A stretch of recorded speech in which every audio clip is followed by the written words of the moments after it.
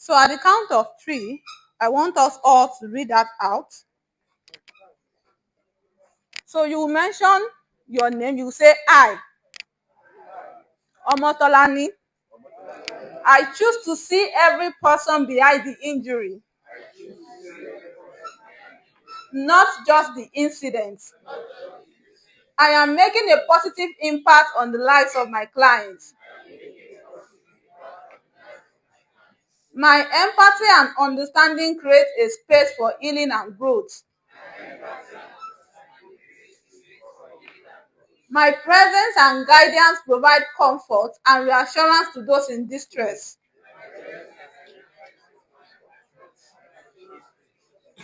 I am honored to be part of my client's journey towards healing.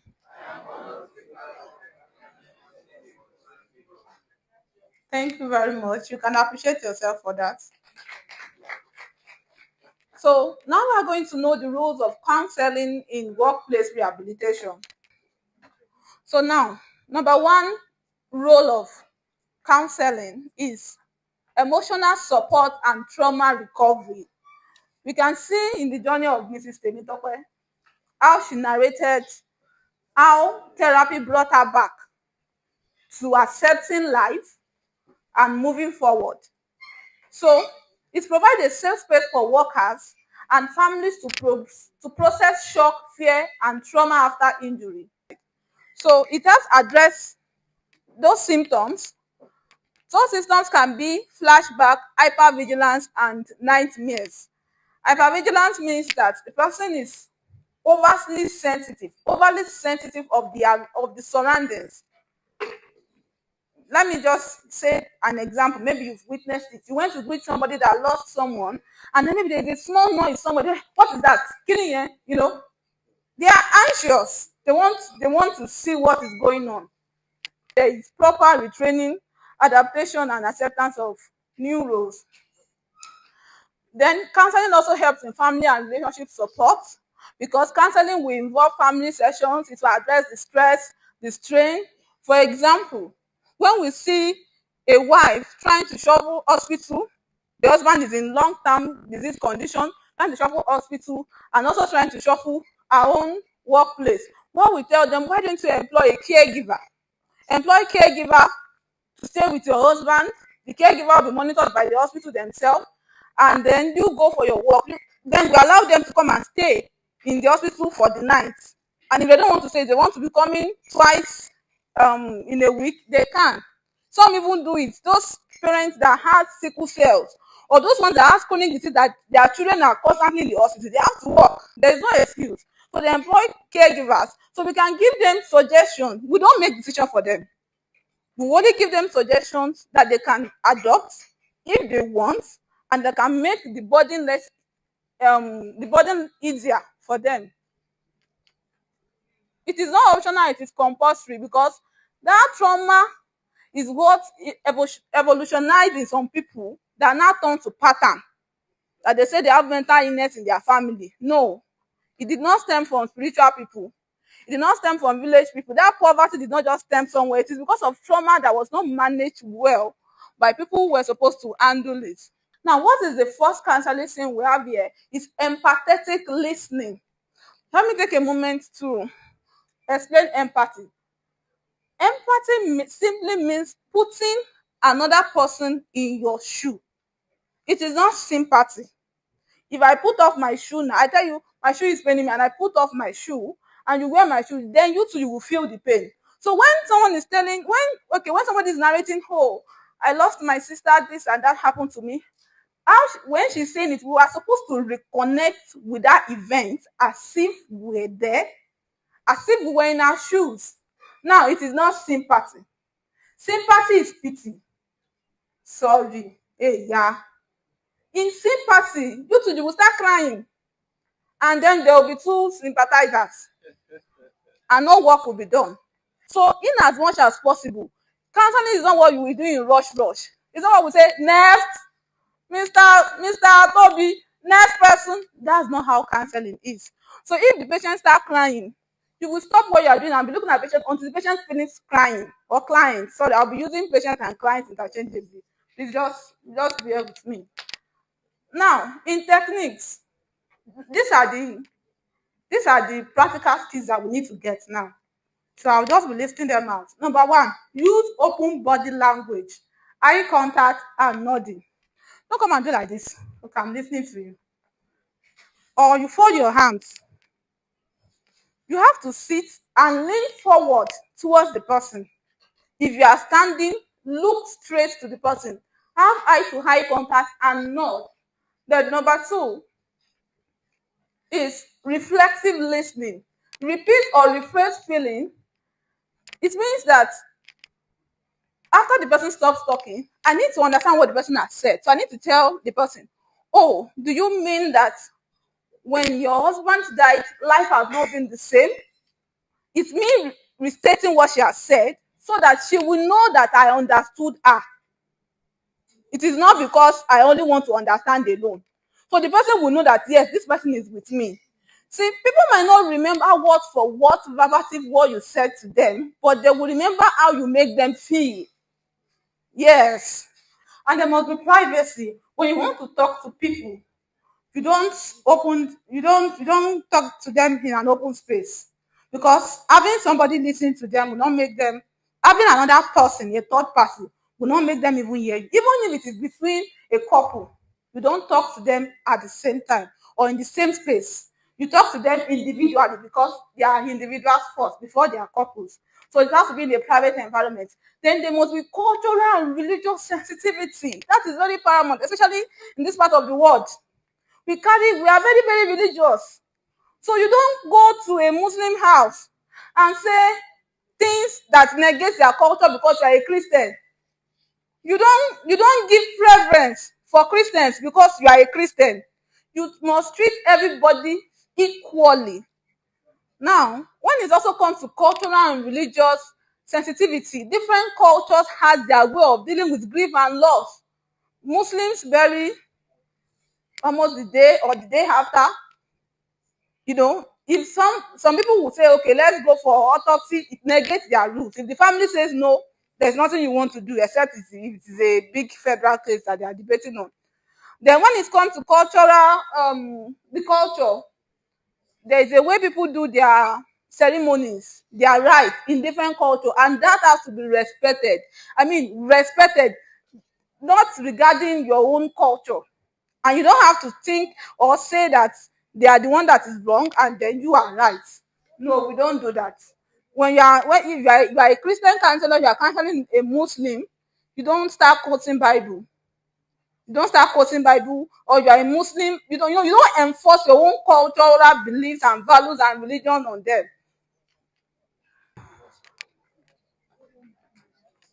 So people have psychosomatic illnesses because of death of their loved ones. They start having, running temperature. They start going crazy. Then you have to get them to the hospital. At that point, you cannot handle them. So that's what collaboration will do. So you know your limits. You know when to let them know, to make them reach out to financial advisors, because some victims that lost their life, they are only one death or the other, and a lot of things happens like that. And also, there should be follow-up support. There is no one-off thing in counseling. So one of the things to consider is you avoid harm and re-traumatization. You make sure that you don't say words that will traumatize them. And also, you must also care for yourself. Now, veracity. Veracity is talking about being honest and transparent. Don't give false hope. Clarify gently and do and clarify gently, and also do compensation when possible. Be clean with it. How many of us uses HMO? We use HMO, right?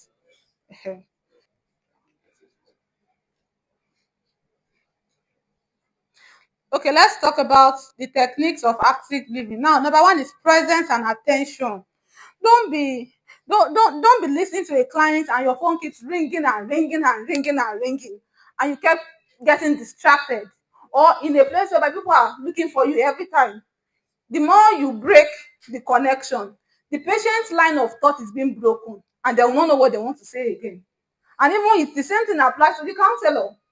and the counseling will not be smooth. And also use body language that says, I am for you, I am here for you, like nodding, leaning slightly forward, open posture, and statements like, I'm here with you, please take your time, future. Now, emotional empathy is being feeling. Emotional empathy is about feeling. Cognitive, when we talk about cognitive talk about brain and its functions. Emotion talks about emotion. And then um compassionate or behavioral therapy, empathy, is the practical expression of empathy, taking action to help or comfort. Example like, would you like me to link you to a support group for widowed spouses? That is way forward action. Now, this is the action that you could have done if you were in their shoes. Just suggesting it to them. Group 4, take the lead now. Take the lead. Please, a round of applause for Mrs. Ifeoma. This is the second time that she's talking. Okay. So please, let's listen. And as we listen, let's note the one that is supposed to say, the one that is correct and the one that is wrong. And don't judge, no judgments. We are practicing the counseling session from this class. No judgments. Okay. Okay. Good afternoon. All. We'll be talking on Mr. John, who, due to a disability suffered, felt his life was over. So, or is over.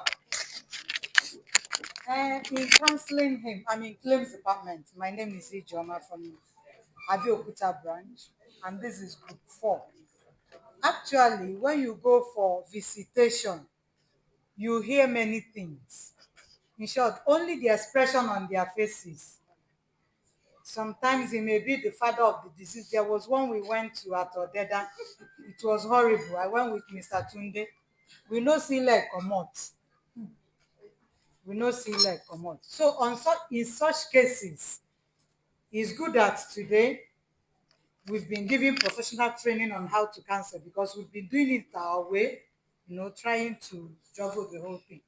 So in the incident that Mr. John is, will I say, depressed, felt that all hope is lost, first we will encourage him.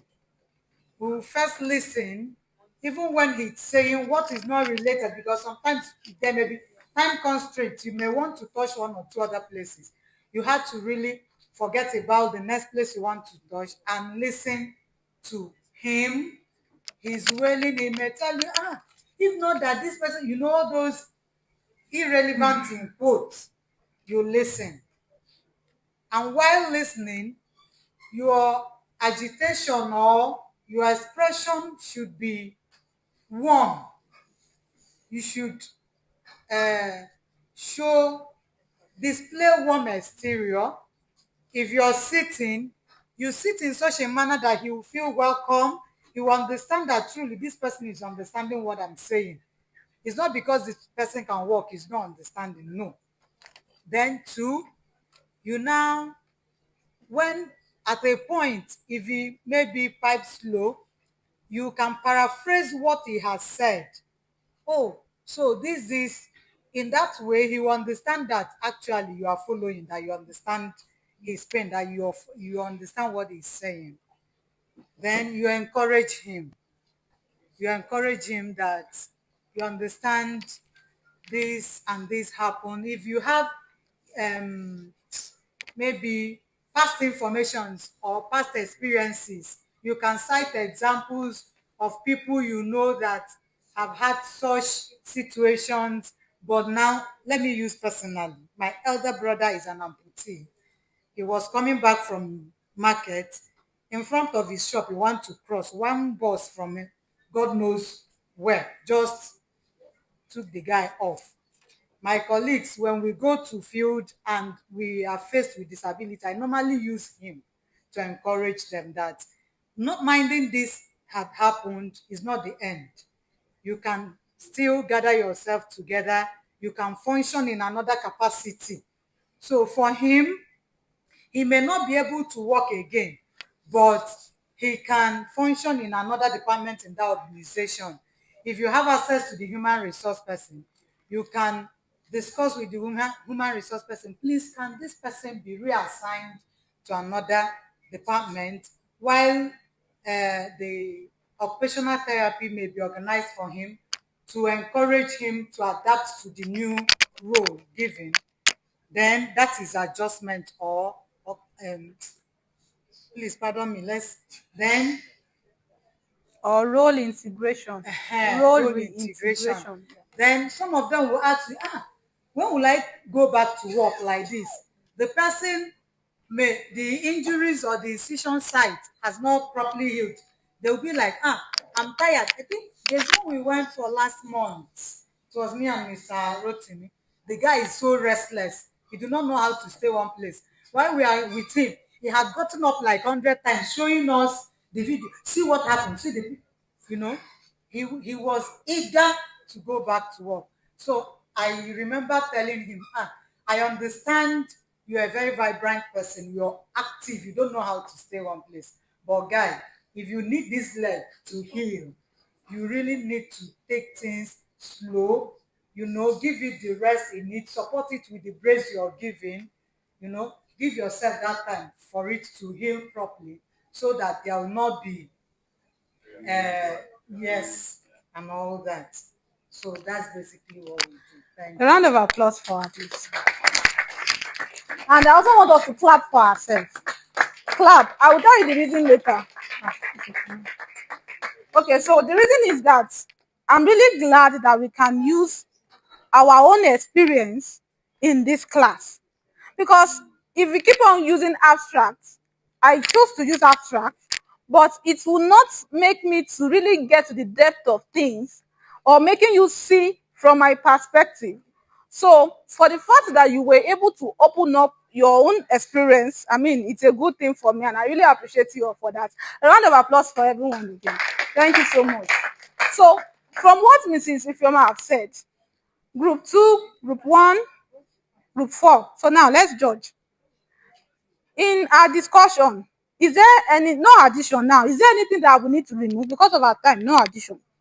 Is there anything that we need to remove? No. A round of applause for her. So group 4 is winning. Okay, group 1. But I would have loved if somebody else talked because we are still going to act as a counselor. Okay, people are receiving double portion of counseling sections. Good afternoon.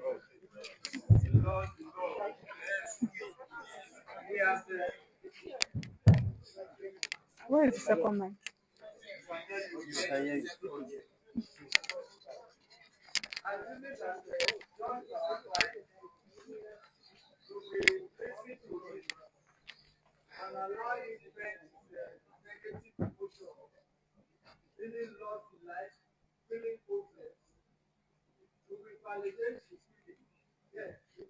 You are feeling.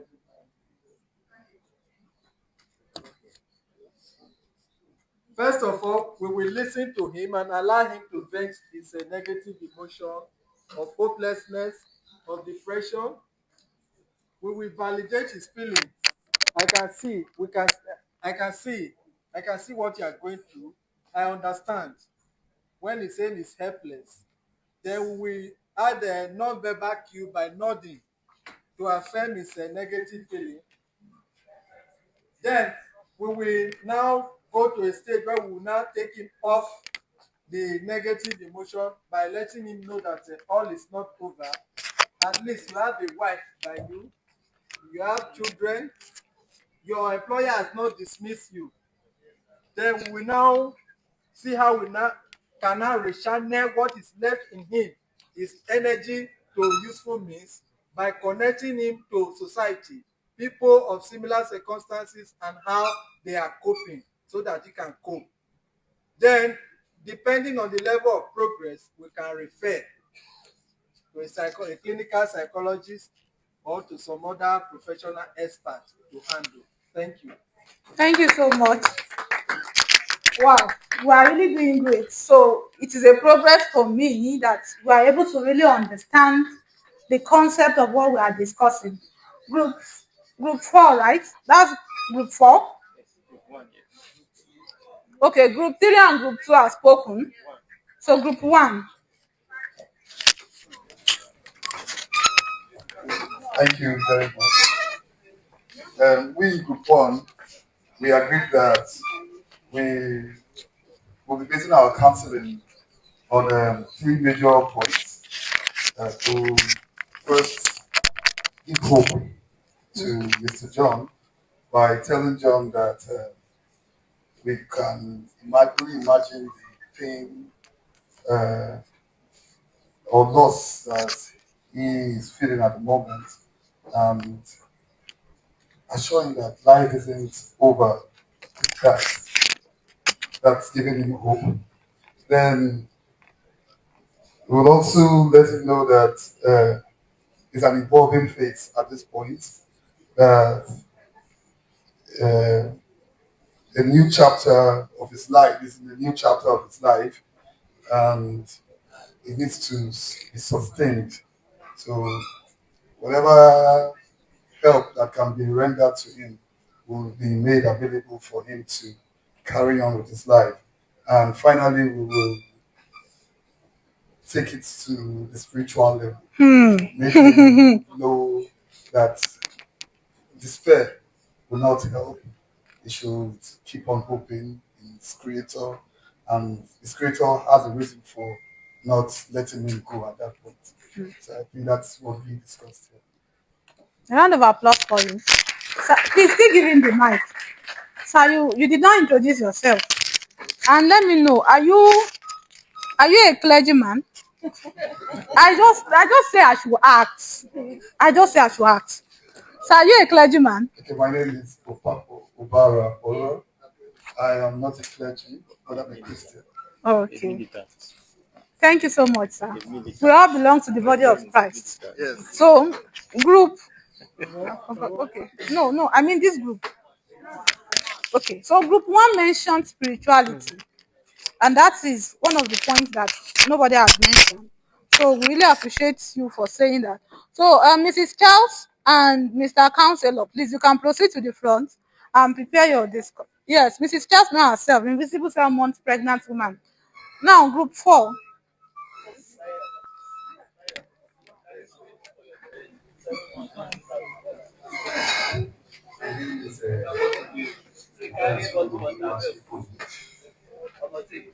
I just want to support all what my lady colleague has said. In support of that, we have agreed, my team has agreed on some points.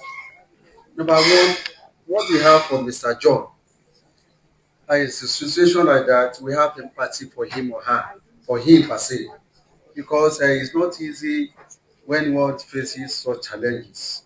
We feel concerned about it. Number two is that we not give a false hope. We tell him the reality of what he's passing through. We don't need to tell him lies, because telling him lies, we are as if we are compounding the whole issue. We should let him know the reality of life.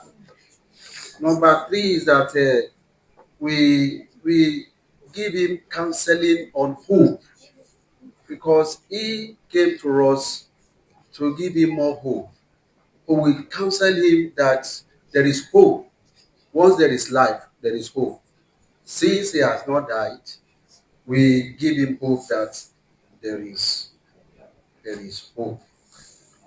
Another one is that we need to be calm with him. We need to stay calm. He may be somehow unstable, but we need to be calm with him so that the whole thing can be settled. Then we need to commit everything to God, because God is the only one who can settle all situations. There are some issues that cannot be settled by doctors. And I believe that what a man cannot handle, he handle it into the hands of God. So we tell him that he should not bother about all those situations, that God is in control, that God can settle everything that is beyond human power. Thank you, sir. A round of applause for him. This this is really giving, pastorate vibes, pastor's class. Okay. So are you a pastor or not? This pastor, they're not good in those kinds of counseling, no. Even I knew since I would have been asking him questions. In fact, they have backups, evidences. So we have all done well and we have said well, but number one, any statement that your client made, try to identify the stage of grief that the person is. That man is definitely in depression. So you identify it. So when you are able to identify it, you'll be able to point out to other things. Do you get it? So when you identify that, you now start asking, okay, so after the assuring hope, ask about the drug. Is he using it, or ask the relative, so that you will know if the person is not derailing totally. That is one. And two, you can also show evidences. Thank God for social media. Don't go and try disability people on. There are so much. Giving emotional talks, even there are some on the international level. They are doing well. So you can show them evidences of things like that. You will tell them, this is not what we want, but this is what life has presented, and this is what you can do from it. Thank you, everyone. So let's move to our role play session. We have to be fast for so that we can, after might not be having any discussion, so that we can move forward. This is the second line. So here we have, okay, I won't use their original name. So let's say here we have Mr. James. No, let me use Mr. Kola. Because I hope there's nobody very Kola.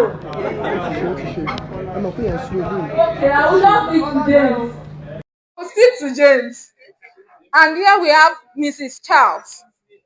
We know what happened to Mr. Charles. And then Mr. Kola is a counselor that have seen Mrs. Charles in the situation.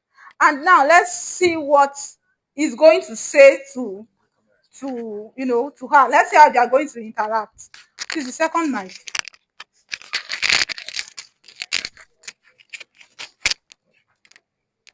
Good afternoon, madam. Sorry. Before we go on, please, ma'am, put a lot of drama. Like, just stress him very well. Good afternoon, madam. I can see you are better than at our last appointment. That's an improvement. How are you doing today? I'm not doing good, though. I'm not doing good. Yes. I'm just managing. I'm not doing good. Yes, I can see. I can see. All the same, even at that, I can see that there is an improvement compared to the previous time. So you should celebrate that you are making progress, no matter how small. So I'm making progress, but this my pregnancy now is really, I don't even understand myself because everything is just not working out right now. I can see. I quite understand you. But I know because of what has happened, even though your pregnancy is progressing, you will be tempted to feel that everything is the same. I can see. I understand your emotion. Even going to antenatal regularly, I don't. Anytime I just think about everything, I just feel like giving up. But I understand, but you need to put yourself together. You need to put yourself together so that you can deliver safely. Okay, cut. So I want you to ask him. Just ask him this question. Mr. James, how will I raise a child without a father? And let's hear his response.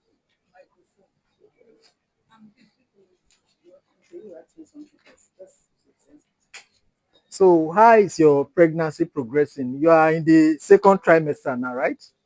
yes, I'm almost in the third one now, but the situation is a big thing because I don't know how to raise a child without a father.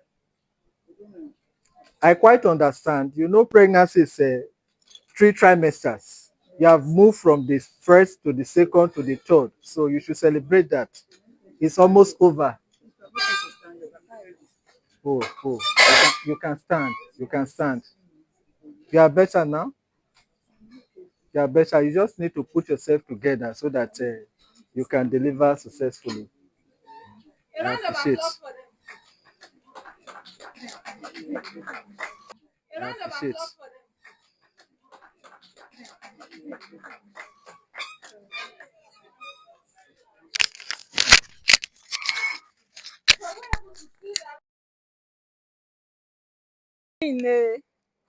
In a calm, or let me say in that kind of lowly tone. So that is why you did not hear her clearly. And then village people was attacking the mic. Okay. So now she asked a question.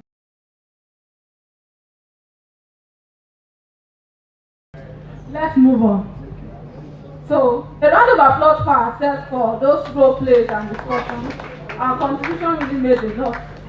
For long-term counseling skills, what long-term does is to enable them to keep on following up. I mean, you follow up and then keep them you keep them along in the counseling. And one of the things that foster long-term is support group and peer network. Some people will find another path through that support group. In that support group, also for long counseling, there will be for long-term trauma counseling, there will be what we call occupational therapy too. People will learn new skills. People will see another meaning for their life. To scale up your resilience game.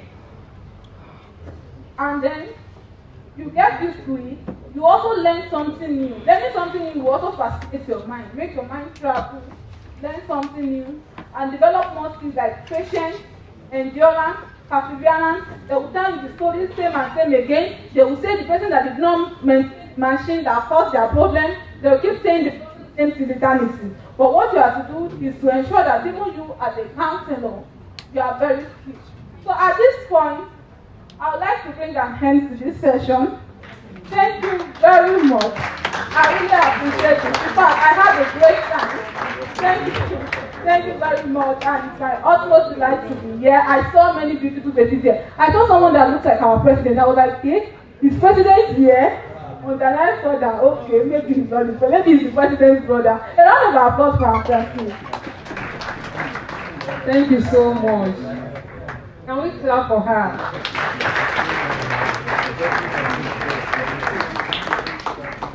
The next thing is let us clap for ourselves. Thank you for your time and thank you for listening to her. Please, if you have any question, write it down. So the next thing we are going to do, we're supposed to go for our lunch. But before then, please let's just finish everything so that the lunch will be the last thing. But for now, you get up, you stretch yourself, your leg, arm, like this. So I would like to call my colleague, Mr. Victory. Please come over. Come on, put. Please, let's clap for him. Let's stand up. Please, let us do, just move ahead. So you will say, do as I do. The next 3 minutes we are done. Good afternoon, my dear colleagues. Good afternoon. This is just a little stretch exercise for us to loosen up a bit because we've been sitting for long. So it's nothing too serious. So we should all just stand up.